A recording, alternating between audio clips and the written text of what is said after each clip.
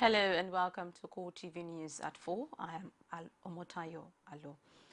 The Chief of Army Staff, Lieutenant General Tukur Buratai, has handed down a 3-month deadline to officers and men with pot bellies to trim down or face the consequence.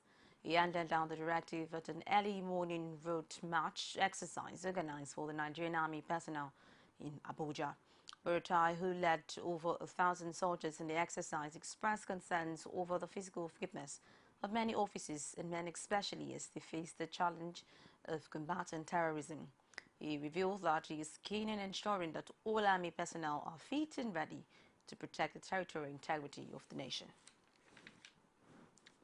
You will also recall that Nigerian Army some time ago instituted a committee to review the recent disciplinary cases in the service, especially of those soldiers in the defunct Operation Zaman Lafia, the aim of which was to ensure discipline, regimentation, and justice in the system.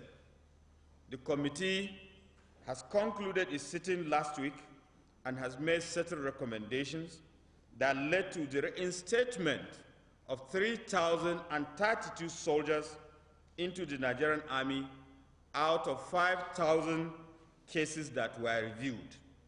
The reinstated soldiers have shown their total readiness to be relaunched back into the theater to combat the insurgency and have now commenced training at the Nigerian Army Training Center, Kontagora, Niger State. This training is to reorient affected soldiers and prepare them for this closing stage of the operational aspect of the counter-insurgency operations with more weapons and new leadership. The Nigerian Army has formally reinstated over 3,000 out of 5,000 officers and men that were tried over offences committed in the course of the war against insurgency. This is as part of steps to shore up the fight and force with a view to meeting the 3-month deadline handed down by President Muhammad Buhari at the end of the Boko Haram insurgency. Acting spokesman for the Army, Colonel Sani Usman, said at a news conference in Abuja that the reinstated soldiers have commenced training and retraining in preparation for return to the front line. Pio Samuel reports. This is not the first time that the army authorities are promising to end insurgency in the country. But this time they appear more determined to take out Boko Haram within the time frame set by President Buhari. The army spokesman says the renewed commitment is a fallout of the synergy between the army and the Air Force. I would like to acknowledge the commendable role the Nigerian Air Force plays in the fight against terrorism and insurgency in our great nation, and also with sister services and other security agencies. It is on record that we have a very close cooperation and coordination of military offensive against the terrorists between the Nigerian Air Force and the Nigerian Army. And to ensure that the 3-month deadline is achieved, the Army has recalled 3,032 soldiers tried and dismissed for various offenses allegedly committed in the course of the war against insurgency. The reinstated soldiers are undergoing training to prepare them for what the Army says is the closing stage of the operational aspect of the counter-insurgency operations. You will also recall that Nigerian Army some time ago instituted a committee to review the recent disciplinary cases in the service, especially of those soldiers in the defunct Operation Zaman Lafia. The committee has concluded its sitting last week and has made certain recommendations that led to the reinstatement of 3,032 soldiers into the Nigerian Army out of 5,000 cases that were reviewed. The Army admits it still has some operational challenges, but revealed that it has been getting vital information from the public, which have enhanced the war against Boko Haram. We would like to reiterate, or rather assure, the President, Commander-in-Chief of the Armed Forces of the Federal Republic of Nigeria, and indeed the good people of our great nation, that we will definitely meet up with the 3-month deadline and do the nation proud. Only a few days ago, the army announced that troops have retaken the border town of Gambarungala, but it is also admitting that there are still pockets of towns under the Boko Haram control. The army authorities insist that those territories will soon be claimed by the troops. Par Samuel, CoreTV News, Abuja. President Muhammad Buhari and Vice President Yemi Osinbajo on Thursday made public details of their assets, which they have declared to the Code of Conduct Bureau. According to a statement by the President's Senior Special Assistant Media and Publicity, Garba Shehu, on Thursday, the President has about 30 million naira in his only one bank account with Union Bank PLC, while the Vice President has a balance of 94 million naira and $94,000. Buhari's assets consist of houses in his hometown Daura, Kano, Kaduna and Abuja, as well as his farm in Daura. The President equally declared his investment in Berger Paints and landed property in Kano and Port Harcourt. The statement stated that Osinbajo's assets included houses in VGC and Ikoyi in Lagos, Redemption Camp, Mowe in Ogun State, and the Mortgage House in the United Kingdom. The Vice President also listed some exotic vehicles and shares in a few companies. President Muhammad Buhari has approved the appointment of Rahman Adeola Ipaye as Deputy Chief of Staff and Naolu Akonde as Senior Special Assistant Media and Publicity in the Presidency. The two new appointees will work in the office of the Vice President. Ipaye is the immediate past Attorney General of Lagos State. He studied at the University of Lagos, where he graduated with BA Honours degree History in 1984, LLB Honours in 1988, and LLM in 1991. He is a fellow of the Chartered Institute of Taxation in Nigeria and the Chartered Institute of Arbitrators, respectively. Laolu Akonde graduated from the University of Ibadan in 1990 with an honours degree in history and a master's degree in communication and language arts in 1992. Akonde taught at the State University of New York at Stony Brook and also Suffolk County Community College in Long Island, New York between 2002 and 2015. Ipaye and Akonde have been working with Vice President Osinbajo since the inception of the present administration. Nigeria and its neighbors South Tome and Principe are set to review activities and management of the Joint Development Authority, as well as intensify collaboration in fighting insecurity and piracy in the Gulf of Guinea. President Muhammad Buhari and his counterpart, Patrice Trovoada, made the commitment during a brief meeting at the Presidential Villa, Abuja. A statement signed by the presidential spokesman, Garba Shehu, revealed that the review, which may hold in 2016, will focus on enhanced security for greater economic stability in both countries and the region at large. Vice President Yemi Osinbajo says the impact of government's effort in development and promotion of small and medium-scale enterprises in the country must be clear and measurable. The Vice President added this is the only way massive funding can be attracted to fund small and medium-scale businesses from investors and banks. He spoke during a briefing session in his office by the Small and Medium Enterprises Development Agency of Nigeria, led by its Director General, Bacho Masari. Rivers State Governor Nyesom Wike and the People's Democratic Party have opposed the decision to replace the chairman of the State Election Petition Tribunal sitting in Abuja with another judge. Justice Mohazi Pinniger was on Thursday replaced with Justice Ambrosa Sulaiman on the orders of the President of Appeal Court, Justice Zainab Bokachua.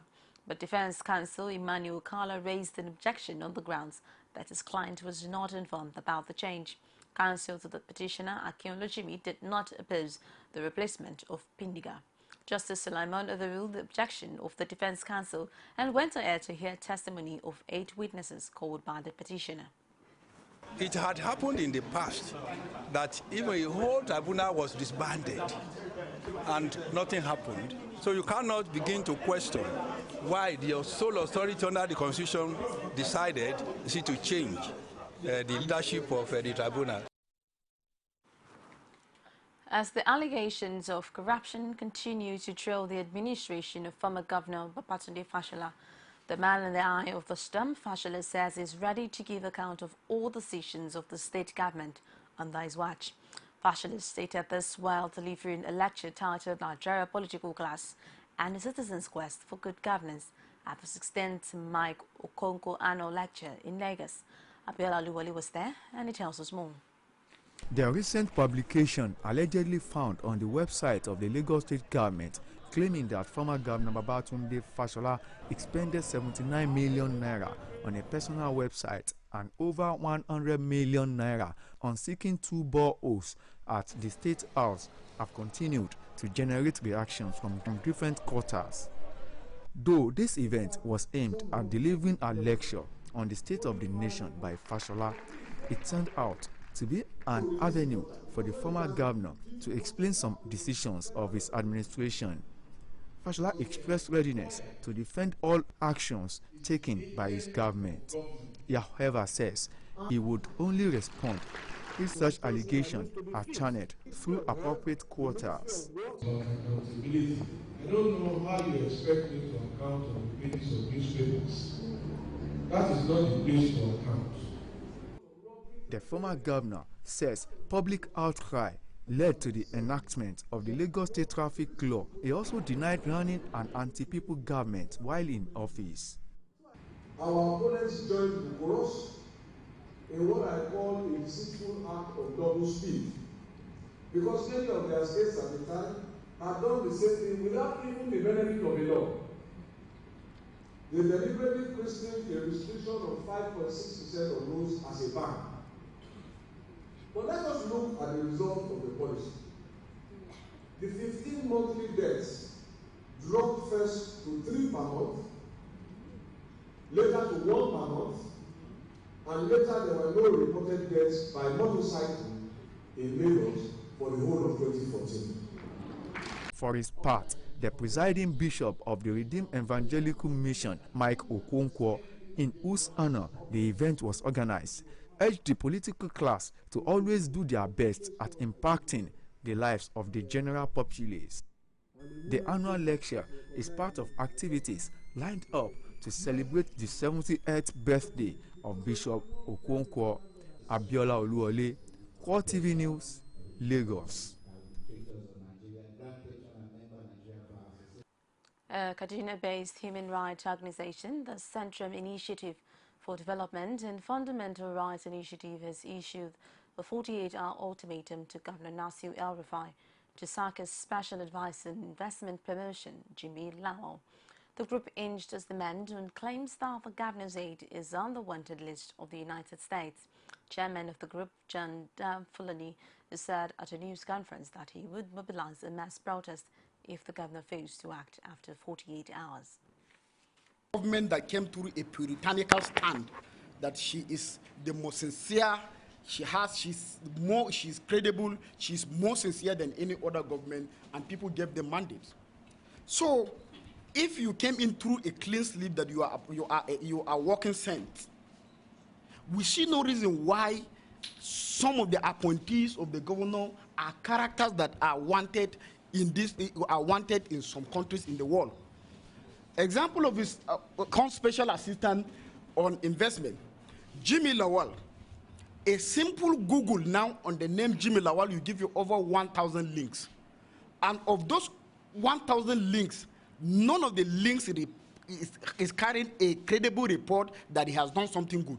It's either he is wanted in America, it's either he has bankrupted Alpha Merchant Bank, it's either the Senate committee are looking for him because of the role he played during the sales of houses. So how can you tell us that you are Mr. Clean? You are credible people. So how can you tell me that you are clean and you're working with those characters? What if we have an investment now to promote in America, and the special advisor on investment promotion is needed in US to go and sign papers? How will Jimmy Lawal be there?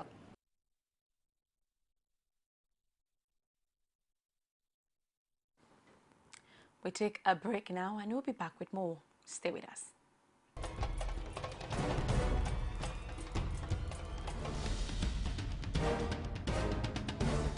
is what the people are saying. You don't run a big economy with generator. They need to do more in terms of energy and power. Many things to do for this Nigeria about lights, water, and new TT. For Nigerians that are not gullible, we know that good laws have done nothing good for this country. Buhari won the election convincingly. Talk to our husband that you should keep promise about what you said, and because people are watching you, you know, another election is coming. But some people will strong for Yoruba land, will be strong man, you don't die. This nation is moving forward. The best is going to take place. The people giving voice to the voiceless.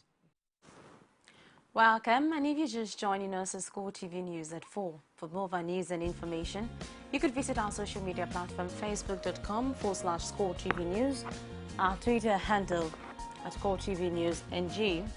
You could get more on our YouTube channel, youtube.com/CoreTV, leave a space and news.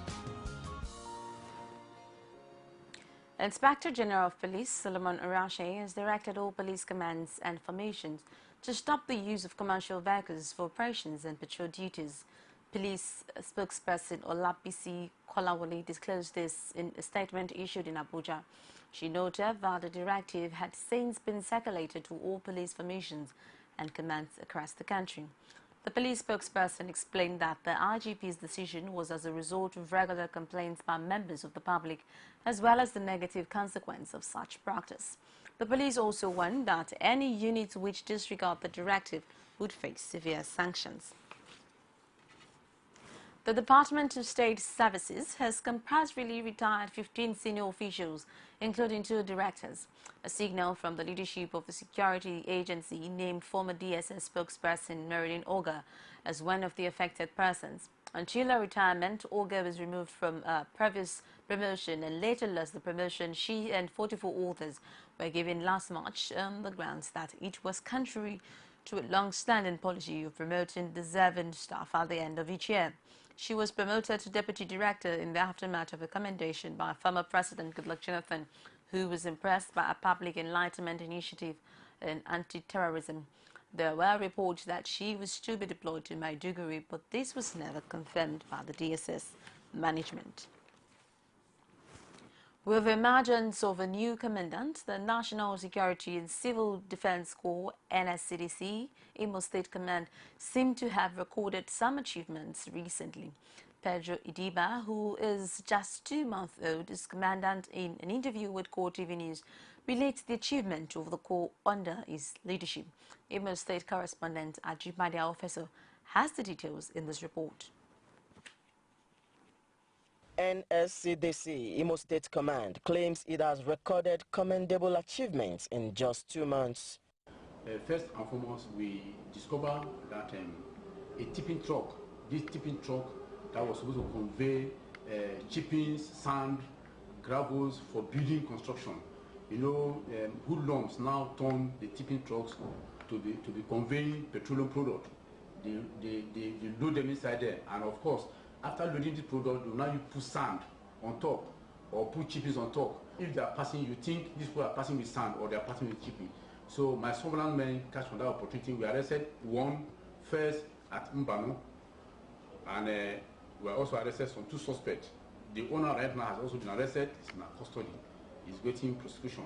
The truck is outside. One of the command conquests is the arrest of a woman who has been engaging in illegal oil business using dangerous chemicals to produce diesel in a residential area unknown to the people living there.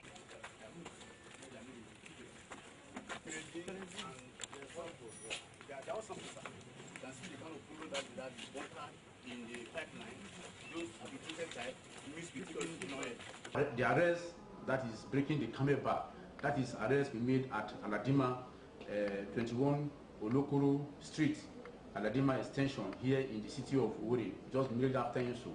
We discovered that a residential apartment is being used for illicit commercial activity of illegally dealing on petroleum product. In fact, it is unheard of to see that a product of a petroleum product is being marketed in a densely populated commercial city inside the heart of the city, and nobody is talking. And of course, that kind of product, apart from the economic nature is given to this great country, is also hazardous.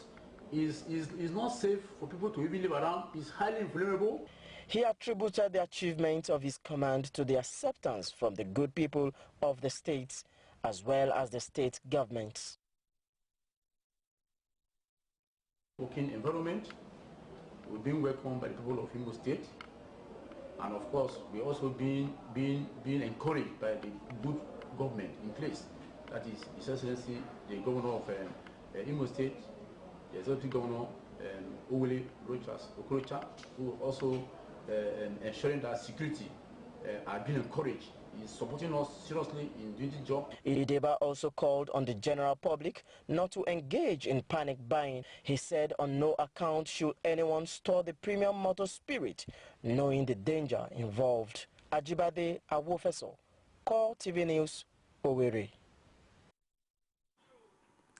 As 2015 runs through the Ember month, Kwara State Command of the Federal Road Safety Corps has charged the general public not to differentiate the last 4 months of the year from the other month. While speaking at the launch of the Ember Month campaign in Ilorin, the leadership of the Corps reiterates its readiness to make roads safer for Nigerians during the period when statistics show that road users increase at that time than all the month in the year. Rashid has more in this report. With year 2015 gradually running out, the months of September through December, otherwise called Ember months, is always known for an upsurge in activities, and for relevant agencies like the Federal Road Safety Corps, more accidents are likely to be recorded in this period. Thus, the need for sensitization and orientation. The Kwara State Sector Commander Sunday Maku notes that in Ember months, there is more movement of people and increase of road usage across the country, which may lead to users pushing the boundaries, leading to reckless driving, which accounts for a greater percentage of accidents recorded during these months. The Ember months are September, October, November, and December. And these months continue to occur every year. So the months by themselves are not evil. However, we have witnessed series of activities of people that are usually heightened during this period. Because during the period, you will see people, so many people getting ready for Xmas, getting ready for New Year. So, as a result of these human activities, you see that there is a very high volume of traffic on Nigerian roads. And of course, not in Nigeria alone, all over the world. So, what I'm saying in essence is that the months are not evil. They are as good as the other 8 months in a year. The road safety boss, however, advised road users to obey driving and traffic laws and also observe other driving precautions. Public enlightenment in FRSC is a perennial activity. It goes from day 1 to the last day of the year because we know the importance.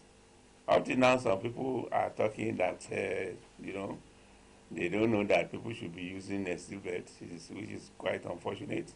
So we don't take chances. That we have ambulances everywhere. We have clinics dotted the country. We have zebra. Each zebra that we have in the country is equipped with an ambulance, full with medical personnel and drugs.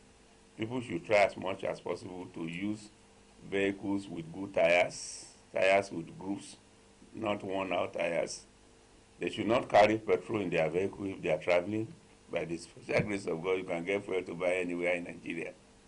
Okay, you ensure that you maintain your vehicles properly before you embark on any journey. And it is good for you to plan your journey.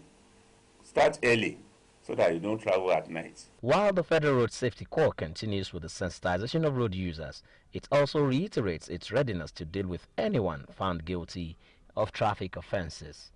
Rashid, CoreTV News, Ilorin.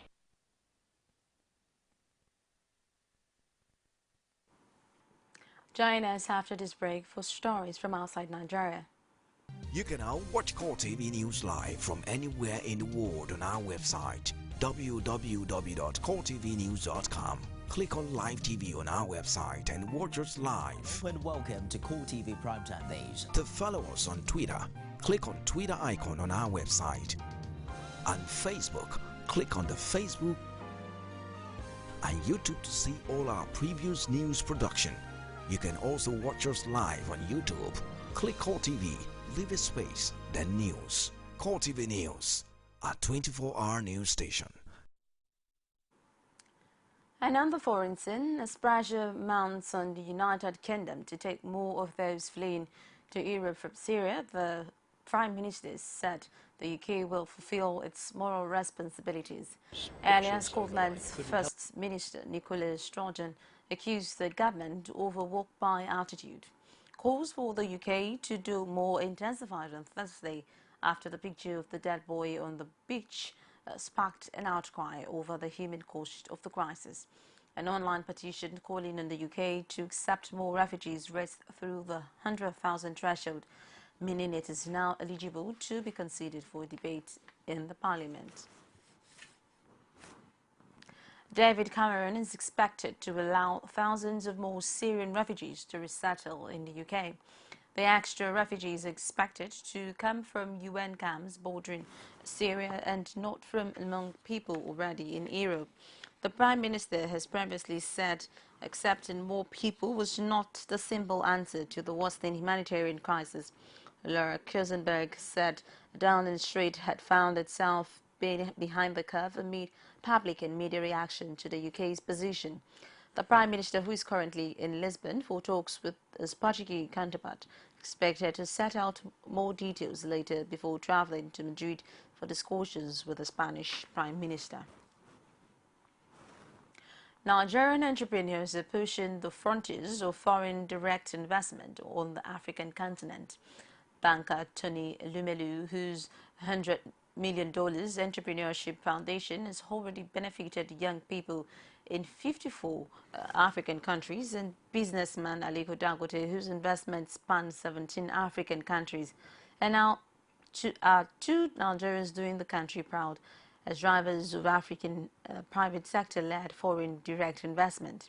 Dangote had said Africans should drive foreign investment in Africa, stressing that there should be a departure from the past when Africans waited for foreigners to come and invest on the continent. During the recent inauguration of another cement plant in Cameroon, he said this plant is our largest greenfield project in a neighboring country with which we not only share a boundary but also a long history of brotherly relationship dating from colonial days. And his part Lumelu maintained that what Nigerian entrepreneurs had done by investing in sister African states could be termed African capitalism. And it's a wrap on CoreTV News at 4. Thank you so very much for joining us. My name is Omotayo Alo. Bye for now.